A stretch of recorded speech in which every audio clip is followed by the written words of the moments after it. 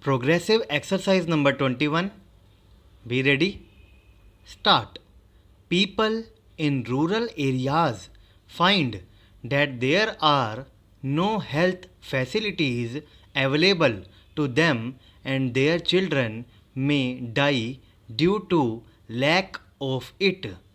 In order to have security both in terms of child survival and old age support, they go for at least 3 or 4 children. The better off in the society, however, can take greater care of their children because of being sure of getting all the medical care that science and technology can provide them in today's world. In the name health care being the responsibility of the society or the state, we are actually leaving poor rural folks to their own rate.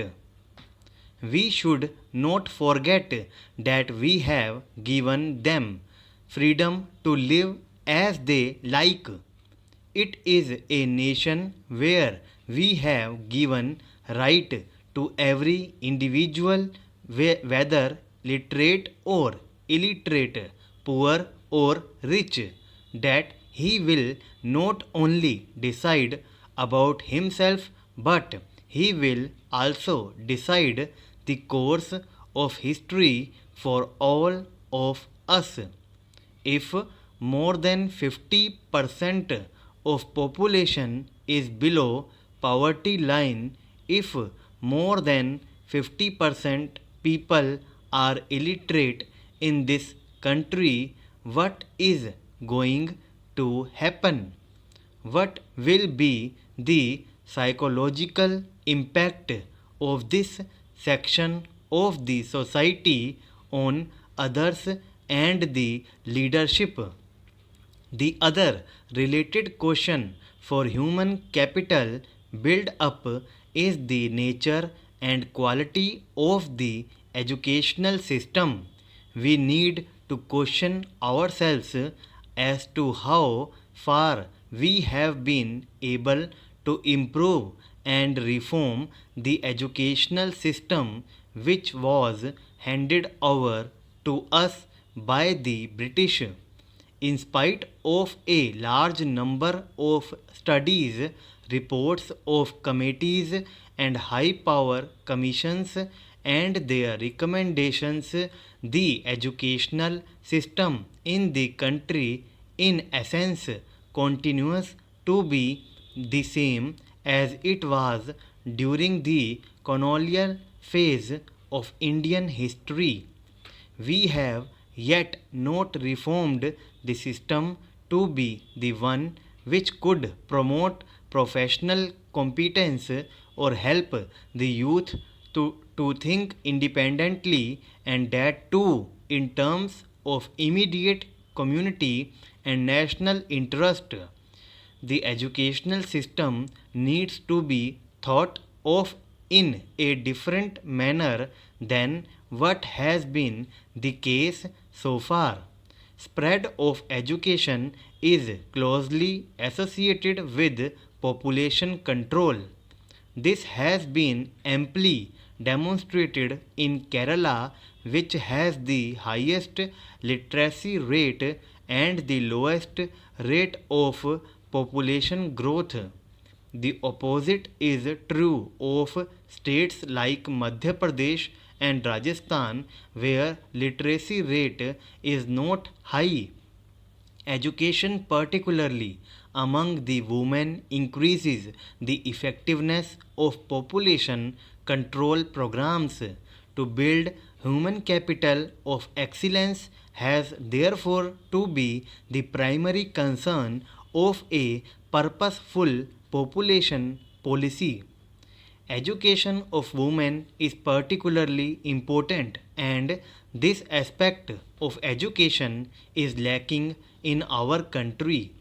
If women are educated, then they can take care better of their children and play a great role in making them healthy, useful, and intelligent citizens.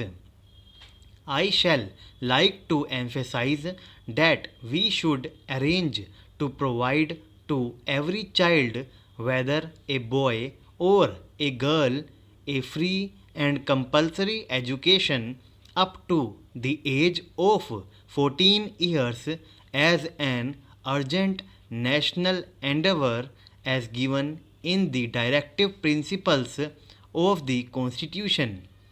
Providing education and health care to all children means that they grow into a healthy young man or young woman who would expect productive jobs in order to lead a life of dignity. Here comes the problem of employment.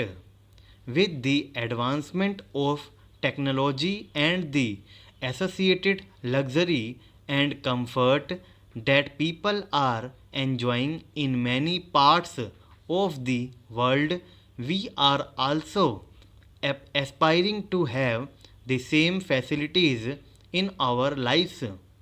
But I know that all the indigenous methods that were providing jobs to millions of our people, though, are not enough to provide a comfortable life, can at least give them sustenance.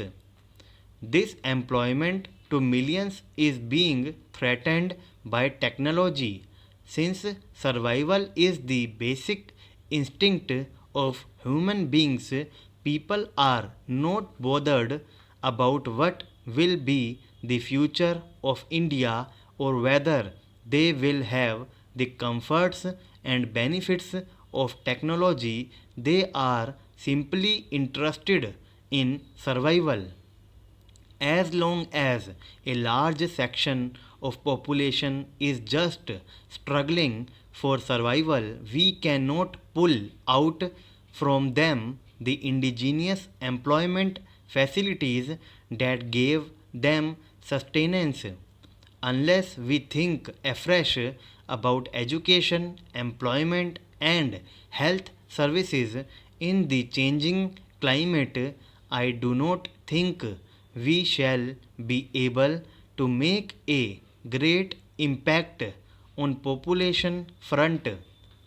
Our population policy therefore must relate to the question of employment. How best to exploit the human capital remains a critical question.